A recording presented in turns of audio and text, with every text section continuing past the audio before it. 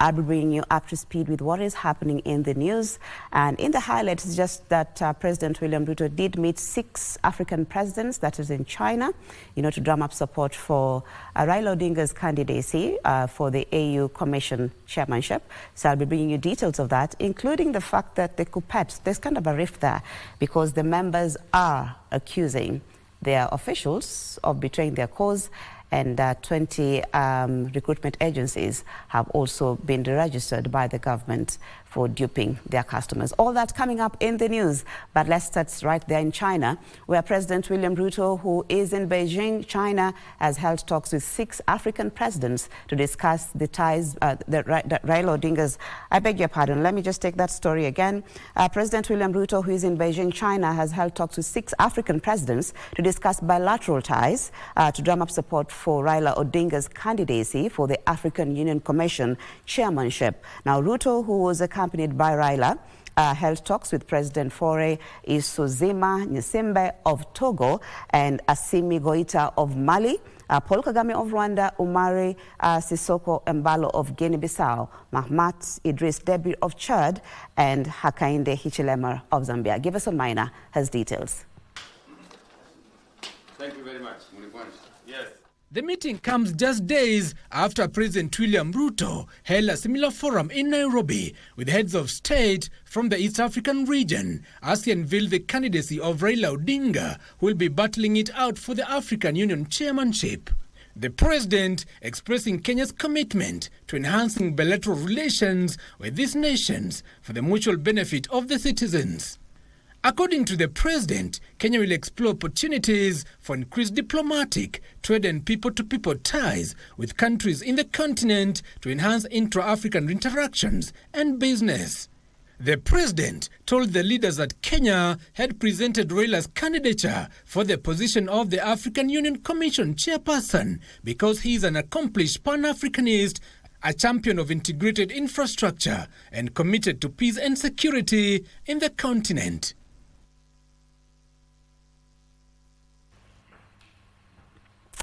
Now, moving on, the government has deregistered 20 recruitment agencies for duping Kenyans with fake job opportunities. Appearing before the National Assembly Diaspora Affairs and Migrant Workers Committee, National Employment Authority Director General, that is Edith Okoki, said some of the deregistered companies had attempted to seek fresh registration using new names but were flagged out. The authority, without giving names, indicated that several politicians were attempting to protect the rogue agencies. A total of 20 recruitment agencies have been registered or denied registration due to various reasons, and the authority vetted and registered 789 private recruitment agencies involved in registration and placement of job seekers locally and abroad.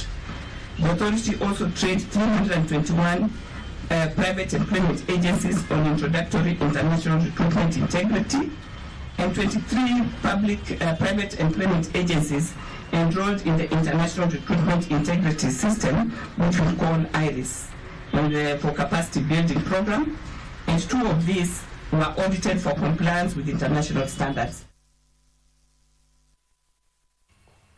We head to the Senate, where the Auditor General Nancy Kathungu now wants counters barred from operating multiple bank accounts that have been cited as avenues for siphoning public funds.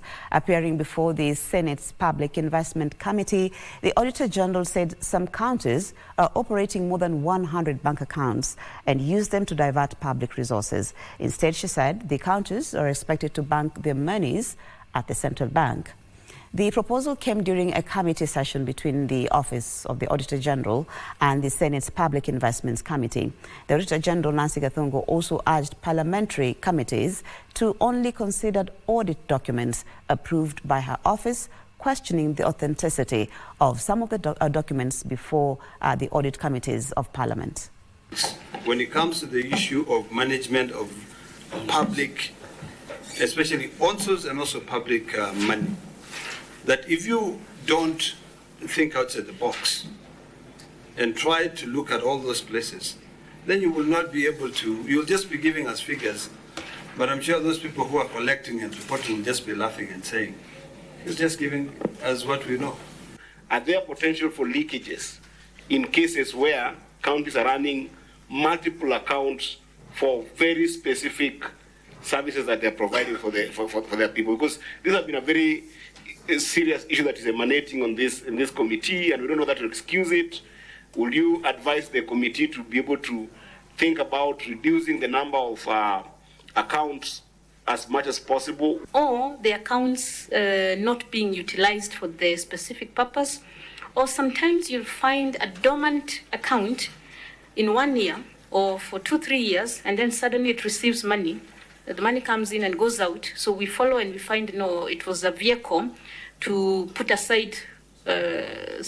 Yeah, I think you also understand. Are you trying to say a vehicle for eating? Well, and the government, through the Ministry of Education, has reaffirmed its directive banning extracurricular activities during the third term school year. The measure, which was first implemented in 2021, is set to give students ample time for academic work, as well as eradicating any chances of exam malpractices, even as candidates in secondary schools prepare to sit for their final national examinations. John Kahiro reports. The government has once again reiterated its ban on any extracurricular activities and visits in school during third-term session of learning. In a letter sent by KBC Channel 1, the Ministry of Education has called on regional, county and sub-county directors of education to strictly enforce the directive by ensuring that any activities outside classworks are not conducted. The measure, which is set to give students ample time to focus on classwork, is also aimed at curbing any likelihood of exam irregularities as students gear up to take their final exams. The Kenya Certificate of Secondary Education is set to officially kick off early November 2024. The ban on extracurricular activities was introduced in 2021. Still keeping with matters education, a section of members of the Kenya Union of Post-Primary Education Teachers have opposed the move by the union officials to call off the teachers' strike. The union members, drawn from the counties, argued that the move by the national officials was not consultative, terming it a betrayal of the Kenyan teachers. The officials say following the concession, they fear that their demands may never be met. Barely 48 hours after the Kenya Union of Post-Primary Education Teachers called off the nationwide strike, cracks appear to have developed, with union members drawn from the grassroots reading malice. According to Migori Branch Executive Secretary Samuel Orwa Jasolo, the decision to call off the strike that had clocked a week was not well thought out. This thing was at the time that the teachers believed that we were going to achieve some of the demands that we had put before the Teacher Service Commission. But all of a sudden, without any notice, the Secretary General comes on media and declares the strike off. This is not just a betrayal, but it is an affront to the collective resolve of the teachers of this country. He questioned why the strike was called off just 24 hours after the National Executive Council of KUPPET had held a series of consultative meetings and resolved to continue with their course until their demands are met. We were in Nairobi on Sunday, up to late in the evening, and the resolve was that the strike continues. What happened between Sunday and Monday? The script was the same in Busia County, with the KUPPET Executive Secretary Moffat Okisai dissociating the county union officials from the decision to call off the strike. Only one demand was met, that's the implementation of the CBA, whereby a number of teachers benefited by having been given 1,000 shillings and below. So since the National Governing Council had not been sanctioned, we would like to dissociate ourselves from that particular pronouncement. The disquiet was also felt in Homa Bay County, with members maintaining no clear reasons were provided for ending the strike abruptly. We are back in class, but we are not happy with our national leadership, and teachers are putting a lot of pressure on our leaders at the branch, so that we want the national leadership out. It was needed to give the indicators of the calling off of the strike, which was never done. It was brought to the teachers' attention from the the media, the press, rather than through the NGC and the branch offices at the various sub-county and county levels. We came abruptly to class without clear guidance on why we were told to go back to class. Similar sentiments resonated in Kakamega County. We were not involved as the strike was called off. And therefore, teachers are waiting to hear from the Secretary General exactly why he called off the strike and what was given to the teachers during that time.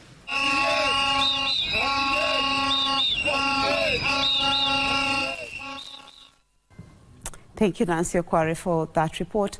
Now, one person was killed and tens of families displaced in Kaptembo area of Nakuru County following heavy rains that pounded the area on Tuesday evening. The downpour also left a deep gully near Everready area and a few meters from the Nakuru Eldoret Highway. The deceased was a Catholic catechist at St. Patrick Church in Ngata.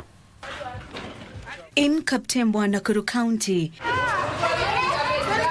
the residents are still reeling with shock following sudden heavy downpour and flash floods that swept through the area, claiming the life of one person. The deceased was identified as Sami Taras Maiyo, a Catholic catechist at St. Patrick Church in Ngata. Tulipata pikipiki wakati wa jioni na pia tumeweza kuretrieve the body which has been taken to the mortuary by the police. Kwa sababu najua mvua itaendelea, wananchi wanatakana wajihatarishe kwa sababu kuna hizi fault lines nyingi hapa Nakuru ambayo maji yanaweza kuwa yanapita chini na haujui. According to residents, Mayo was on a motorbike when he was swept away by the floods at Everready roundabout along the Nakuru Eldoret Highway. Ilikuwa saa 1 na jamaa tulijaribu kumuokoa, ikashindikana kumuokoa. Tulikuwa watu 10. The storm water that resulted from heavy downpour on Tuesday evening also displaced tens of families in Kaptembo area. Ni nyumba 10 ambazo zimeharibiwa na maji ilijaa ambapo hata hakuna kitu iliyokolewa kwa hizo manyumba. Sijaweza hata kwenda shule kwa sababu sina kitu cha kuvaa. Jungu sikuweza kuokoa kitu yoyote. Na sasa hivi mimi hata sioni masomo yangu kaendelea. Sasa mimi sijui nitafanya nini. Juu hatuna pesa, hatuna pa kwenda, hakuna mavazi, hakuna malazi. Sasa tuko tu labda msamaria tu akuone huruma, akuchukua akusaidie. Following the downpour, a sinkhole of about 10 meters wide also developed near Everready, causing an electric pole to sink.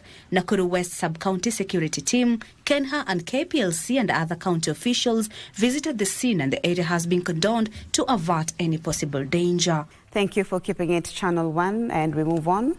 The Kenya Meteorological Department has predicted intermittent cold and cloudy conditions over some parts of the country in the next 4 days. Rainfall is expected to continue over some parts of the highlands east and west of the Rift Valley, the Lake Victoria Basin and the Rift Valley and the coast. This as Nairobi residents woke up to a chilling weather on Wednesday in a month that is traditionally warm. At the Central Business District, Nairobi residents are heavily clothed, cardigans, scarves and boots as they seek warmth after the unexpected cold weather in September. The motorcycle riders are some of the most affected as customers shy off from using motorbikes due to the cold and windy weather. Kwa sababu wakati kuna mvua, baridi ni nyingi na mara nyingi makasama wetu wanaogopa kupanda pikipiki sababu ya mvua. So wakati inanyesha hivi tunaathirika sana, kazi hakuna kabisa. Hii mabadiliko imetustua, shauri imeenda mwezi mzima. Tulikuwa nafikiri itaisha mwezi wa 8, tunaona imeingia tena mwezi wa 9. Customers wanakuja Wakoreani wako wachache kwa sababu mtu anaprefer gari kwanza kwa sababu ya mvua na hii baridi. So my customers wamepungua kidogo. However, some have opted to make do with umbrellas on their motorbikes. Ile unaona tunajaribu kuweka hizi umbrella, so inabidi tu tufanye kazi. Shauri kuna wale lazima wanategemea hizi, lazima waende kazi. Na kama vuli sababu ya manyunyu, ile manyunyu iko ya baridi na ni mvua ndio inatusumbua sababu tunaweka hiyo mavuli. The youth say this has also disrupted their dressing code as they anticipated a summer weather in September as we head into the festivities. We usually plan years-long worth of outfits, you know, because you automatically know in July it's going to be rainy, in September it's going to be a little bit of summer. But now this change has you reshuffling your whole wardrobe. As compared to the previous years where we knew, you know, starting from September, October, November, it's time for holidays. So it's going to be like a hot season, you know, go to the beach and everything. But since I think last year, it's been quite cold, and I don't think a lot of people are prepared for that, because actually mentally, you know, physically, at clothes-wise. This comes as the public calls on the government to invest and improve on preparedness to avoid being caught unawares. Really pop up on the doing investigation very nicely so that we get daily information. The government should look into drainage and facilities in case it gets into the worst case scenario, which hopefully it doesn't. We should plan on housing. I feel it would be better if the government was able to raise awareness in the youth about why this is happening and what climate change actually includes and how we can help, you know, affect climate change in a positive way. This even as they attributed the changes to climate change. Maybe it's about global warming because everything is not in balance. Tumezoea September kuna kuanga na joto, saa hii kuna baridi ingine excess, mvua ndio hiyo. Alafu venye unaona weather haiko constant.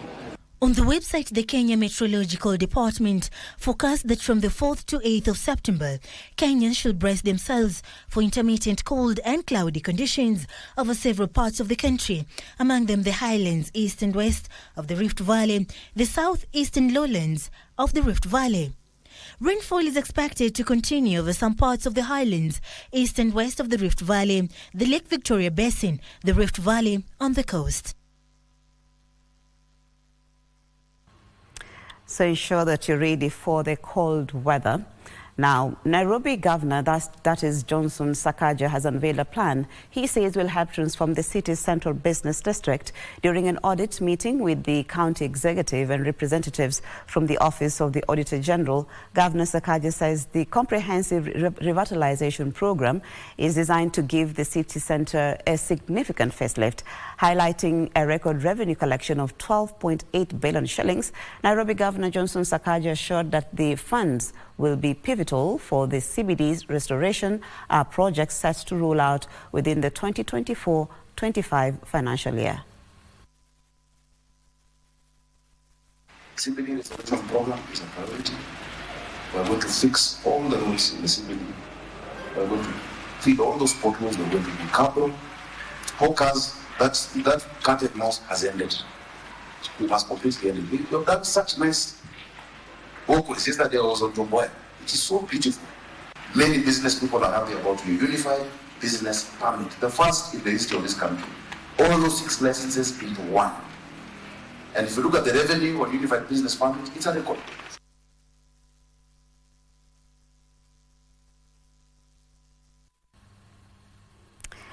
A look at business news, where Kenyan businesses experienced a mild recovery in August as the impact of earlier protests began to subside, according to the latest Stanbic Bank Purchase Managers Index. The survey shows that business activities improved marginally, with new orders gradually increasing as firms largely resumed normal operations. While input purchases also increased, employment levels fell for the first time this year. The Stanbic Bank Kenya Purchase Managers Index bounced back from a reading of 43.1 to 50.6 in August, signaling a renewed but modest improvement in private sector business conditions. The pace of expansion in August 2024 remained marginal. Readings above 50 signal an improvement in business conditions on the previous month, while readings below 50 show a deterioration. Business activity and output levels rose for the first time in 3 months, largely due to the waning of political demonstrations, allowing businesses to resume trading and complete pending orders. Output increased across 3 to 5 broad sectors, with services, wholesale and retail, and construction showing renewed growth. However, activity declined in the manufacturing and agriculture sectors. New orders also picked up in August, though the increase was slight as some firms continue to report weak customer spending. Despite these gains, firms reduced their staff numbers, marking the first employment decline in 2024. Standard Bank economist Christopher Legilisho says private sector is recovering only marginally. Output and new orders improved after a slump in the preceding months as anti-tax protests have been fizzling out. However, concerns about consumer spending remain, with many firms noting weak overall demand in tougher economic and business environments. As a result, firms cut employment after 7 months of robust hiring, leading to an increase in work backlogs. Raymond Jenga reporting there. Now, Kenya will next month hold bilateral talks with the United States on direct horticulture and tea sales. Kenya Plant Health Inspectorate Service Managing Director Theophilus Muthoi says Kenya is keen on planning to start avocado, herbs, spices and tea exports to the U.S. next year. Kenya shipped products valued at 64 billion shillings in 2023 to the U.S., down from 80 billion shillings in 2022. To boost exports, Kenya is focusing on increasing shipments of horticulture and tea to the US. Talks between the two nations scheduled for next month will focus on direct shipments of avocado, herbs, spices and tea. Kenya has resumed coffee exports to China with an initial sale of 835 tons of coffee since the market was reopened late last year. This year, China has imported 9,183 tons of tea and 244 tons of avocado. This year, we have exported 9,183 tons of tea to China, over 835 tons of coffee, and over 245 tons of avocado to China. To increase the quality of Kenyan export produce, KEFIS is increasing fake seed surveillance. We've seen this is a basic item that is very critical in terms of ensuring sustainable agriculture, ensuring food security. Now, Kenyan small businesses are among those set to benefit from a 5-year support program to improve their operations and power their growth. The fund from venture capitalist 54 Collective targets tech-enabled businesses such as fintech, health tech, agri-tech, logistics, and e-commerce. The Kenya National Bureau of Statistics indicates that there are over 7.4 million MSMEs in the country, which employ about 14.9 million Kenyans in various sectors and contribute 40% of the GDP. However, access to funding remains the biggest headache for most SMEs. Capital is actually designed to help entrepreneurs build and de-risk their businesses so that they don't lose their equity in their business, or ownership, if I may. So that is actually quite important. The investment will provide SMEs with up to 32.2 million shillings in equity funding, along with low-interest loans of up to 19.3 million shillings. 54 Collective is also prioritizing partnerships with African-based investors to ensure sustainable growth and local impact. And so we'll look at different things. We'll look at, is this a team that has built a company before? If not, do they have a strong connection to the problem that they're looking to solve? Because when you really understand the problem, then you're able to be very innovative about how you actually build a solution. 54 Collective aims to fund at least 50% of women-led ventures across Africa, offering them lower interest rates on loans and additional support. Kenyan entrepreneurs have already been significant beneficiaries of 54 Collective support, receiving approximately 772.5 million shillings in funding since 2023. A look at sports now, where para long jumper Samson Opiyo bagged Kenya's first medal at the 2024 Paralympic Games, that is in Paris, after he won a silver in the long jump T37 class in an African record-breaking feat. Now, the Law University student at the Kenyatta University finished second behind Brian Lionel of Argentina and Brazil, that is Cardoso Mateus, who settled for bronze. Samson Opio's fourth jump of 6.20 meters at the Stade de France was not only a personal best, but an African record which raised the old mark of 6.05 meters set by South African Andrea Dele Avi in 2015. The law student at Kenyatta University finished second behind Brian Lionel of Argentina and Brazil's Cordoso Matthews, who settled for bronze. This was Kenya's first field event medal since the 2008 Beijing Paralympics, when Mary Nakumicha clinched silver in the F57 javelin throw. The 28-year-old Opio started competing in para-athletics in 2017 and won a silver medal in T37 200 meters and a bronze in the T37 100 meters race at the 2019 International Athletics meeting in Marrakesh, Morocco. He has also participated in 3 World Para-Athletics Championships with no returns before his debut in the Paralympics.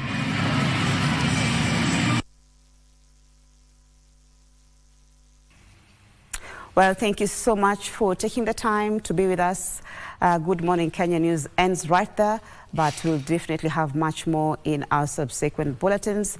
And I want to give room to my colleagues, that is DJ Unique and Vivian Degwa, to take you through the rest of the program.